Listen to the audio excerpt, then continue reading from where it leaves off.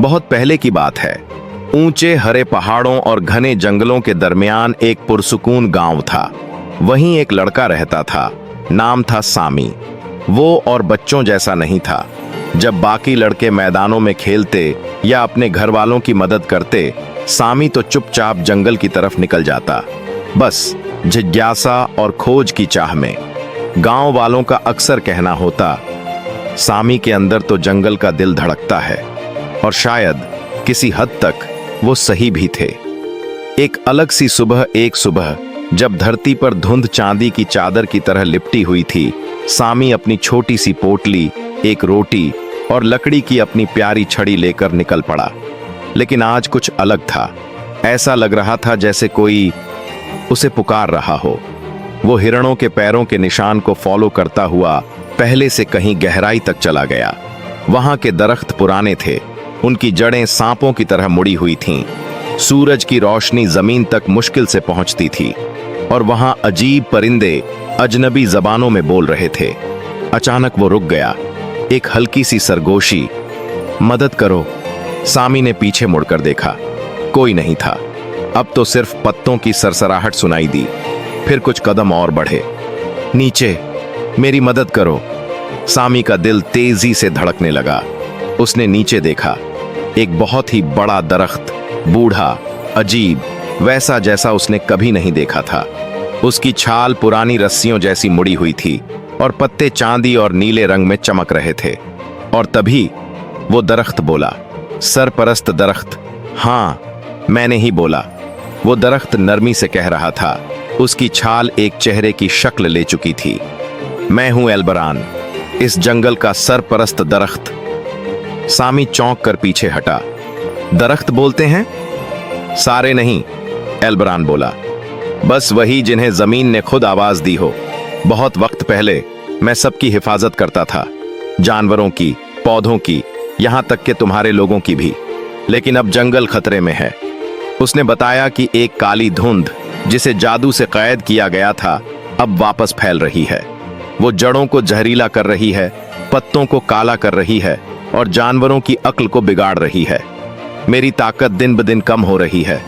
अगर मैं गिर गया तो पूरा जंगल तबाह हो जाएगा।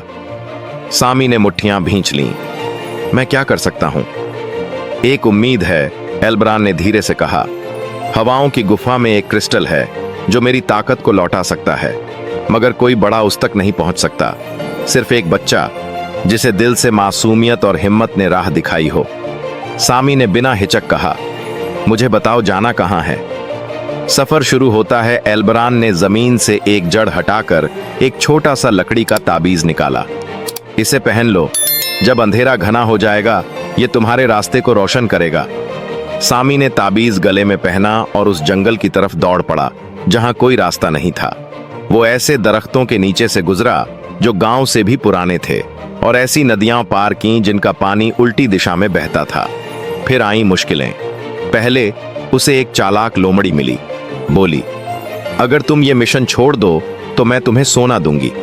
सामी ने मना कर दिया। फिर एक पुल पर एक रूह रोती मिली। कहती, जब तक तुम अपनी सबसे बड़ी डर को ना बताओ, आगे नहीं जा सकते। सामी ने धीरे से कहा, मुझे डर है कि कोई मेरी बातों पर यकीन नहीं करेगा। रूह मुस्कुराई और गायब हो गई। फिर एक तूफान उठा, पत्तों का। वो फुसफुसा रहे थे, शक पैदा कर रहे थे। लेकिन ताबीज चमका और सब साफ हो गया। आखिरकार सामी उस गुफा के पास पहुंचा जो झरने के पीछे छुपी हुई थी। हवाओं की गुफा के अंदर सिर्फ सामी की धड़कनों की आवाज थी। दीवारों पर जादुई नक्काशियां थीं जो नजरें हटते ही बदल जाती थीं। बीच में एक चमकता हुआ नीला क्रिस्टल हवा में तैर रहा था, शांत पानी के ऊपर। जैसे ही सामी आगे बढ़ा, दीवारों से काली धुंध फूट निकली। तू इसे नहीं ले सकता, वो चीखी। लेकिन सामी दौड़ा, क्रिस्टल पकड़ा और चिल्लाया, तुम मुझे रोक नहीं सकते। गुफा कांपने लगी, लेकिन ताबीज की रोशनी इतनी तेज हो गई कि धुंध पीछे हट गई। सामी भागा, झरने से बाहर, पुल से पार, लोमड़ी के पास से गुजरा और आखिरकार एल्बरान के पास पहुंचा। जंगल की बहाली अब एल्बरान बहुत कमजोर हो चुका था। उसकी छाल काली पड़ गई थी, शाखें झुकी हुई थीं। मेरे पास क्रिस्टल है, सामी ने पुकारा। उसने क्रिस्टल दरख्त की जड़ों में रखा। कुछ पल सन्नाटा रहा। फिर एक तेज रोशनी आसमान की तरफ उठी। क्रिस्टल मिट्टी में घुल गया और नीली हरी लहरें जमीन में फैल गईं। काली धुंध खत्म हो गई। परिंदे लौट आए, फूल खिल गए। दरख्त की छाल अब सुनहरी रोशनी से चमकने लगी। तुमने कर दिखाया, एल्ब्रान ने कहा।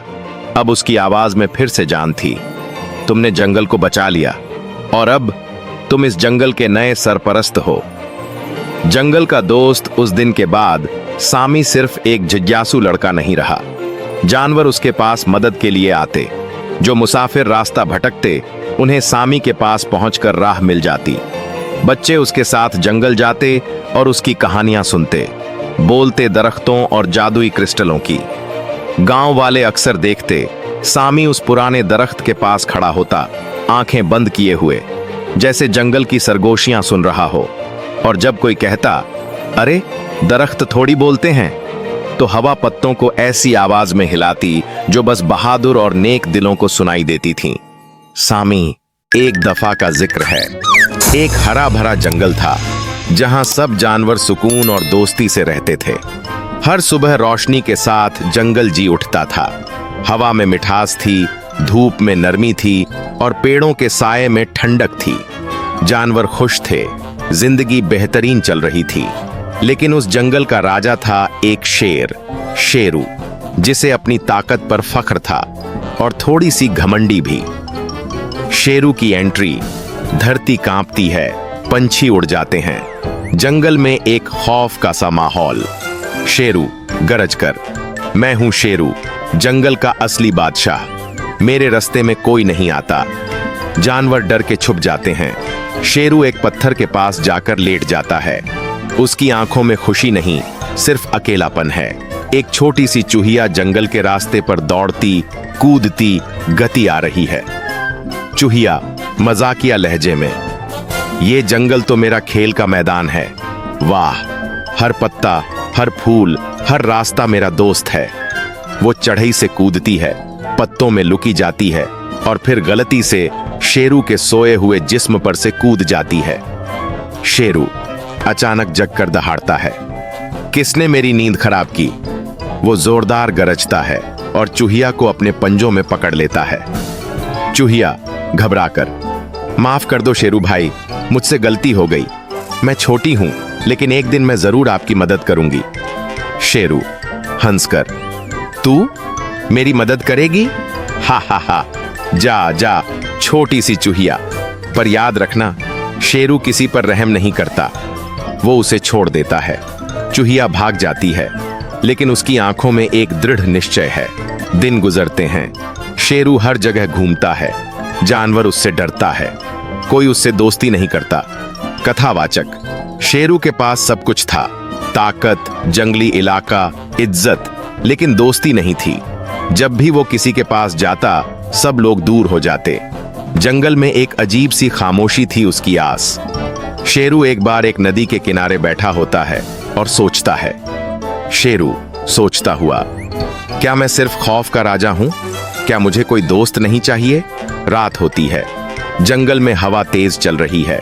कहीं दूर से कुछ लोगों की आवाजें आती हैं। शिकारी जंगल में घुस चुके हैं। कथावाचक, उस रात जंगल में कुछ अजीब सा था और शेरू, जो अक्सर अकेला घूमता था, एक जाल में फंस गया। शिकारी उसके पीछे थे। शेरू एक जाल में अटक जाता है। उसके पांव टाइट रस्सी में बंध जाते हैं। शेरू दर्द और गुस्से में, बचाओ, कोई है? मुझे छुड़ाओ। मगर जंगल के जानवर, जो पहले उससे डरते थे, सब अपने घरों में छुप जाते हैं। कथावाचक, उसके दहाड़ में इस बार सिर्फ ताकत नहीं, दर्द भी था। मगर कोई उसकी मदद को नहीं आया, क्योंकि उसने कभी किसी से दोस्ती नहीं की थी। चूहिया अपनी छोटी सी बिल में सो रही होती है जब शेरू की आवाज सुनाती है। चूहिया संभल कर उठती है। ये तो शेरू भाई की आवाज है। क्या वो मुसीबत में है? वो बिना डरे जंगल के अंधेरों में दौड़ती है। रास्ता लंबा और खौफनाक है, मगर वो रुकती नहीं। चूहिया दौड़ते हुए, मुझसे कहकर गए थे ना, तू मेरी मदद करेगी? आज मैं दिखाऊंगी कि एक चूहिया क्या कर सकती है। जैसा ही वो शेरू तक पहुंचता है, बिना हिचकिचाहट के जाल के पास जाती है। चूहिया जोर से, शेरू भाई हिम्मत रखिए, मैं आ गई हूं। वो अपने छोटे दांतों से रस्सी काटना शुरू करती है। कई मिनट लगते हैं, लेकिन वो रुकती नहीं। हर दांत में हौसला है, हर काट में दोस्ती का जज्बा। कथावाचक, जिस चूहिया को सब छोटी समझ में आती थी, आज उसने दिखाया कि असली ताकत सिर्फ बदन की नहीं होती। दोस्ती, हौसला और जज्बा सबसे बड़ी कुव्वत होती है। आखिर रस्सी टूट जाती है, शेरू आजाद हो जाता है। शेरू नरमी से, चूहिया तुमने मेरी जिंदगी बचा ली। मैं हमेशा सोचता था कि छोटी चीजें बेकार होती हैं, लेकिन तुमने मेरी सोच बदल दी। तुम छोटी हो, लेकिन दिल से सबसे बड़ी हो। सुबह होती है, शेरू और चूहिया साथ साथ जंगल में निकलते हैं। सब जानवर उन्हें देखकर परेशान हैं। बंदर ताली बजाता, वाह चूहिया, तुमने तो शेरू राजा का दिल जीत लिया। हिरण, तुम्हारी हिम्मत ने जंगल की तकदीर बदल दी। हाथी गूंजते हुए, आज से तुम जंगल की छोटी नहीं, सबसे बड़े हीरो हो। शेरू चूहिया के सामने झुकता है और दोस्ती का हाथ बढ़ता है। शेरू, दोस्ती में घमंड की जगह नहीं होती। आज मैं तुमसे दोस्ती का वादा करता हूं। चूहिया मुस्कुराकर, मैं भी शेरू भाई। जंगल तभी खूबसूरत है जब सब एक दूसरे का साथ दें, जब छोटी और बड़ी चीजें मिलकर एक दूसरे को समझे। जंगल में नया दौर शुरू होता है। शेरू अब सब जानवरों के साथ खुशी से रहता है। हर जनवरी एक दूसरे की मदद करता है। कथावाचक, शेरू बदल गया था। अब वो सिर्फ जंगल का राजा नहीं, सबका दोस्त भी था। और चूहिया जंगल की असली हीरो बन चुकी थी। एक छोटी लेकिन सबसे बड़ी। कभी किसी को छोटा मत समझो। नेकी कभी जया नहीं जाती। ताकत सिर्फ शक्ल में नहीं, दोस्ती, दिमाग और दिल में भी होती है। ऐसी ही कहानियों से जंगल नहीं, दुनिया भी बदलती है। एल्विन के शांत गांव में छायादार चट्टानों और फुसफुसाते जंगल के बीच बसा 16 वर्षीय लड़का रहता था, जिसका नाम केल था। उसका जीवन सामान्य था। लकड़ी काटना, पानी लाना, अपने चाचा को मछली पकड़ने के जाल ठीक करने में मदद करना, जब तक कि लाल चांद की रात नहीं आ गई। उस शाम जब केल खिड़की के पास बैठा खून से लाल आसमान को घूर रहा था, तो उसके दिमाग में एक अजीब सी आवाज गूंजी, लौ के वारिस, एलोरिया को तुम्हारी जरूरत है। केल ने सांस रोकी। आवाज इंसानी नहीं थी, यह गहरी, प्राचीन, पहाड़ी गुफाओं में हवा की तरह गूंज रही थी। वह लड़खड़ाता हुआ पीछे हटा। उसकी आंखें चौड़ी हो गईं। उसके चाचा हाल्ड्रिन ने देखा। केल, तुम ऐसे दिखते हो जैसे तुमने कोई भूत देखा हो। मैंने कुछ सुना मेरे दिमाग में। हाल्ड्रिन का चेहरा पीला पड़ गया। इसमें क्या लिखा था? केल हिचकिचाया। इसमें लिखा था, एलोरिया को मेरी जरूरत है। हाल्ड्रिन ने अपने हाथ में पकड़ा हुआ बर्तन गिरा दिया। नहीं, ऐसा नहीं हो सकता। केल ने कभी एलोरिया नाम नहीं सुना था, लेकिन उस रात उसे पता चला कि यह एक लंबे समय से खोया हुआ साम्राज्य था और उसके वंश में ड्रैगन से जुड़ी एक भूली हुई शक्ति थी। अध्याय 2, राख के नीचे। नक्शा। अगली सुबह केल ने अपने चाचा को गायब पाया। चूल्हे में उसने राख को अजीब तरह से बिखरा हुआ पाया। जब उसने उन्हें साफ किया तो उसने चर्मपत्र का एक चमकता हुआ टुकड़ा देखा, एक नक्शा। इसने जंगल से बहुत दूर एक भूली हुई भूमि दिखाई, जिस पर केवल शब्द लिखा था, एलोरिया। नक्शे के बगल में एक संदेश था, केल, लॉ का अनुसरण करो। तुम्हें सच्चाई को उजागर करना होगा। मुझे खेद है कि मैंने इसे तुमसे छिपाया। तुम जितना जानते हो उससे कहीं ज्यादा हो। हाल्ड्रिन। केल के हाथ कांप रहे थे। उसने रोटी, पानी, खंजर और नक्शा पैक किया। भोर से पहले वह पूर्व की ओर पगडंडी पर चलते हुए जंगल में चला गया। अध्याय 3, अग्नि चिन्ह। दूसरे दिन केल को अजीबोगरीब निशान मिले। जले हुए पेड़ के तने, पत्थर पर पंजे के निशान और झुलसा हुआ मैदान। वहां उसे एक लड़की मिली। वह उस पर निशाना साधे खड़ी थी। तुम उनमें से एक नहीं हो? केल ने अपने हाथ ऊपर उठाए। किसमें से एक? उसने अपना धनुष थोड़ा नीचे किया। ज्वालावाहक, वे ड्रैगन ब्लड का शिकार करते हैं। तुम अग्नि जादू की गंध से भरे हुए हो। केल ने भौहें सिकोड़ी। मेरे पास जादू नहीं है। वह करीब आई। तुम्हारा नाम क्या है? केल। वह चौंक गई। एल्विन की केल? उसने सिर हिलाया। उसने अपना धनुष नीचे कर दिया। तुम आखिरी ज्वालावाहक हो। मेरा नाम सेरिन है। मैं तुम्हें खोज रही थी। केल की यात्रा अब भी शुरू ही हुई थी। अध्याय 4, फ्लेम बियरर। सेरिन केल को पहाड़ियों में छिपे एक पुराने खंडहर में ले गई। अंदर हवा में एक क्रिस्टल की लौ मंडरा रही थी। यह एलोरिया की हार्ट फायर है, उसने कहा। यह केवल एक सच्चे फ्लेम बियरर पर प्रतिक्रिया करता है। जब केल ने इसे छुआ तो क्रिस्टल जल उठा। दीवारों के साथ प्रतीक चमक उठे। प्राचीन रून जुगनू की तरह घूम रहे थे। केल दर्द से चिल्लाया क्योंकि उसकी बांह पर एक लौ के आकार का निशान चमक रहा था। फायर मार्क, सेरिन फुसफुसाया। तुम वारिस हो। केल गिर पड़ा। एक दृष्टि में उसने सुनहरे शहरों पर ड्रैगन को उड़ते हुए देखा। एक पत्थर के सिंहासन पर लौ का मुकुट टिका हुआ था और एक आदमी छाया में लिपटा हुआ था। आंखें लाल चमक रही थीं। वह हांफते हुए जागा। वह राजा वेरियन था, सेरिन ने कहा। उसने एलोरिया को नष्ट कर दिया। अब वह दुनिया को जीतने के लिए अग्नि सर्प को जगाना चाहता है। केवल तुम ही उसे रोक सकते हो। अध्याय 5, ड्रैगन स्टोन गुफा। केल और सेरिन ड्रैगन स्टोन गुफा की यात्रा पर गए। एक ऐसी जगह जिसके बारे में कहा जाता है कि वह आखिरी सच्चे ड्रैगन में से एक है। केल की शक्तियों को अनलॉक करने के लिए उन्हें इसके आशीर्वाद की आवश्यकता थी। गुफा के अंदर आग पत्थर की नसों की तरह धड़क रही थी। वे कक्ष में पहुंचे और एक सोता हुआ ड्रैगन पाया जिसके तराजू काले और सुनहरे थे। आंखें जलते हुए कोयले की तरह बंद थीं। सेरिन ने सिर झुकाया। यह एलेरियन है, अंतिम प्रहरी। केल आगे बढ़ा।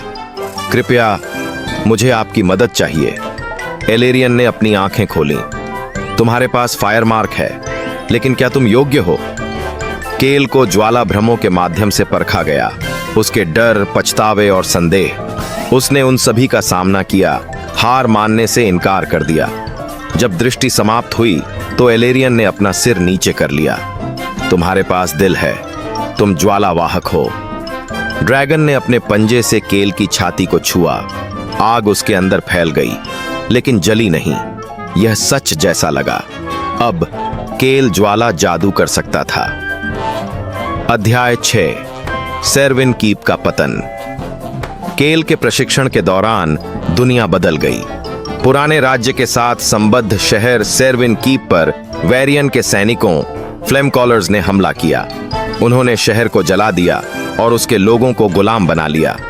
केल और सेरिन बहुत देर से पहुंचे। जले हुए बैनर, खामोश टॉवर और कालकोठरी से चीखें हवा में भर गईं। केल ने अपनी आग उगल दी और फ्लेम कॉलर्स से क्रोध से जूझने लगा। सेरिन के तीर सही निकले, लेकिन वेरियन ने एक संदेश छोड़ा था। ऑब्सीडियन सिंहासन पर आओ या उन्हें जलते हुए देखो। केल ने अपनी मुट्ठियां भींच लीं। यह सिंहासन पर समाप्त होता है। अध्याय 7, सिंहासन की उड़ान। एलेरियन की मदद से केल और सेरिन पहाड़ों और रेगिस्तानों के पार उड़े। रास्ते में उन्होंने गांवों को मुक्त किया, आशा फैलाई और केल ने अपनी शक्तियों को नियंत्रित करना सीखा। न केवल लपटें, बल्कि आत्मा की आग, जो सत्य को ठीक कर सकती है और प्रकट कर सकती है। जैसे जैसे वे ऑब्सीडियन सिंहासन के पास पहुंचे, केल के सपने और गहरे होते गए। वेरियन उसे बुला रहा था। मेरे साथ आओ केल, साथ मिलकर हम उठेंगे। दुनिया हमारी आग से डरती है, उन्हें जलने दो। लेकिन केल ने विरोध किया। आग विनाश के लिए नहीं थी, यह प्रकाश के लिए थी। अध्याय 8, अंतिम टकराव। ऑब्सीडियन सिंहासन लावा के गड्ढे से उभरा। वेरियन उसके ऊपर खड़ा था। काली आग में लिपटा हुआ उसके सिर पर मुकुट जल रहा था। तुम मेरे रिश्तेदार हो, वेरियन ने कहा। मुझसे क्यों लड़ रहे हो? मैं तुम्हारा रिश्तेदार नहीं हूं। मैं एलोरिया की लौ हूं।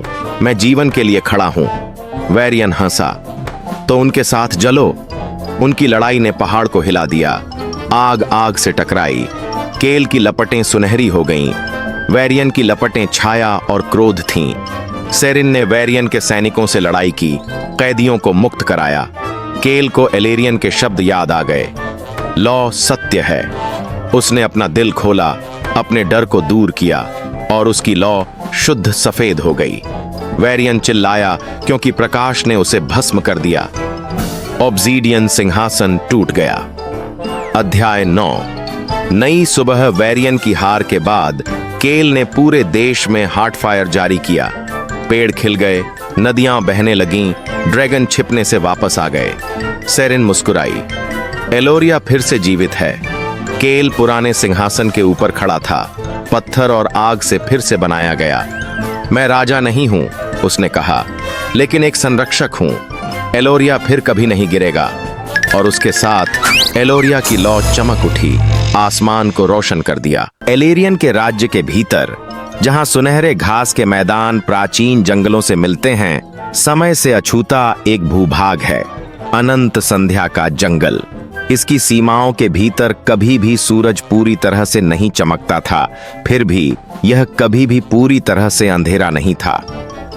एक रहस्यमयी धुंधलका हमेशा के लिए छा गया, एक चमक जो न तो गर्म थी और न ही ठंडी। 14 वर्षीय केल आर्डिन, एक साधारण लकड़हारे का बेटा, हमेशा सोने से पहले की कहानियों में इस जंगल की फुसफुसाहट सुनता था। खोए हुए यात्रियों की कहानियां, पेड़ों में चमकती आंखें और यादों से भी पुराने जीव। लेकिन केल अपनी बेचैन जिज्ञासा और विद्रोही दिल के साथ ऐसी कहानियों से कभी नहीं डरता था।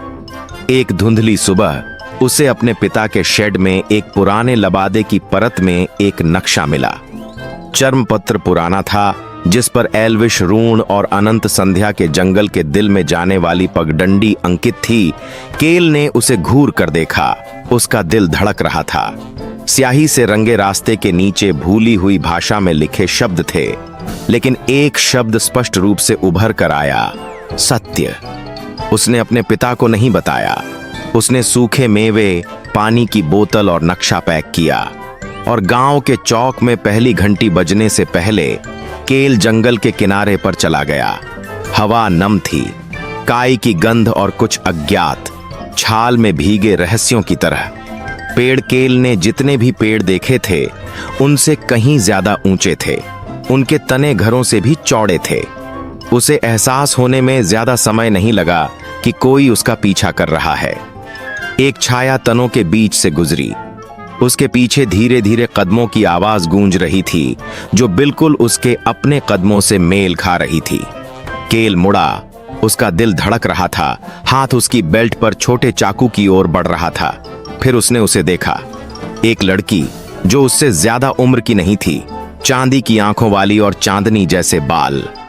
उसने धुंध और काई से बने लबादे पहने थे और हालांकि उसके पैर जमीन को छू रहे थे, लेकिन उसने कोई आवाज नहीं की। मैं ईरा हूं, एक मिस्ट वॉकर, उसने कहा। तुम नक्शा ले जाओ। केल ने सिर हिलाया। अनिश्चित था कि उस पर भरोसा करना है या नहीं। मैं सत्य की तलाश कर रही हूं, तो तुम्हें पुराने रास्ते पर चलना होगा, उसने कहा। लेकिन सावधान रहो, सत्य बलिदान की मांग करता है। इससे पहले कि वह और कुछ पूछ पाता, ईरा कोहरे में गायब हो गई। केवल पैरों के निशान छोड़ गई, जो कुछ सेकंड में फीके पड़ गए। जंगल में और अंदर जाने पर केल नक्शे और फुसफुसाहटों से निर्देशित होकर चला गया। अब उसे एहसास हुआ कि वे उसके दिमाग में नहीं थे, वे पेड़ों से ही आ रहे थे। तुम वह खोज रहे हो जो नहीं मिलना चाहिए। शाम के समय, हालांकि हमेशा शाम जैसा ही लगता था, वह एक विशाल पत्थर की वेदी के साथ एक समाशोधन में पहुंच गया। उस पर एक ऐसा प्राणी मंडरा रहा था जिसे उसने केवल किंवदंतियों में देखा था, एक वन विर्म। यह ड्रैगन जितना बड़ा नहीं था, लेकिन लंबा और तना हुआ था, जिसके पत्ते जैसे तराजू और काई से सजे सींग थे। इसकी सुनहरी आंखें धीरे धीरे खुलीं। बहुत कम लोग इस रास्ते पर चलते हैं, बहुत कम लोग इसे छोड़ते हैं। केल अपनी जगह पर खड़ा रहा। मुझे जानना है कि मैं कौन हूं, मुझे जंगल की आवाज क्यों सुनाई दे रही है? नक्शा मुझे क्यों बुला रहा है? वायरम की आंखें सिकुड़ गईं, क्योंकि तुम दो दुनियाओं से पैदा हुए थे। तुम्हारी माँ पुराने खून की थी, ग्रोव की संरक्षक। तुम्हारे पिता इंसान थे। उस मिलन ने प्राचीन शपथ को तोड़ दिया। केल की सांस अटक गई। जब वह बच्चा था तब उसकी माँ की मृत्यु हो गई थी। कोई भी उसके बारे में बात नहीं करता था। तुम ग्रोव की विरासत को आगे बढ़ाते हो, वायरम ने जारी रखा। लेकिन दूसरे लोग तुम्हारा शिकार करते हैं। मिरर रूट की तलाश करो। केवल यह तुम्हें दिखाएगा कि तुम कौन हो और तुम्हें क्या बनना चाहिए। केल अब अकेला नहीं था। जैसे ही वह मिरर रूट की ओर बढ़ा, उसने उन्हें महसूस किया। राख और हड्डी में लिपटे हुए प्राणी कोई गंध, कोई आवाज नहीं छोड़ते। वे छाया की तरह चलते थे जो प्रकाश को खा जाते थे। उन्हें नल कहा जाता था और उनका एक उद्देश्य था, प्राकृतिक व्यवस्था को तोड़ने वाली चीजों को मिटाना। जंगल उसके चारों ओर घूम गया, उसे बचाने की कोशिश कर रहा था। छाल मोटी होकर रास्ते रोक रही थी, जड़ें नल को रोकने के लिए हिल रही थीं, लेकिन छायाएं बहुत थीं और केल केवल एक लड़का था। जैसे ही एक छाया उसके करीब पहुंची, ईरा फिर से प्रकट हुई। उसकी चांदी की आंखें चमक रही थीं। आओ, उसने चिल्लाते हुए उसे एक छिपे हुए ग्लेड से खींचा। वे चमकते मशरूम और क्रिस्टल धाराओं से घिरे एक खोखले में गिर गए। मिरर रूट इस घूंघट के पीछे है, उसने लटकते हुए काई के पर्दे की ओर इशारा करते हुए कहा। लेकिन एक बार जब आप अंदर प्रवेश करते हैं तो तो कोई वापसी नहीं होती है जब तक कि आप उस चीज का सामना न करें जो अंदर इंतजार कर रही है। केल ने काई के माध्यम से कदम रखा और दुनिया बदल गई। उसने खुद को एक ऐसी जगह पाया जहां आकाश उल्टा था और तारे नदियों में तैर रहे थे। केंद्र में मिरर रूट खड़ा था, एक पेड़ जिसकी छाल कांच की तरह थी और चांदी की लौ की पत्तियां थीं। जैसे ही केल पास आया, उसका प्रतिबिंब तने से बाहर निकल आया।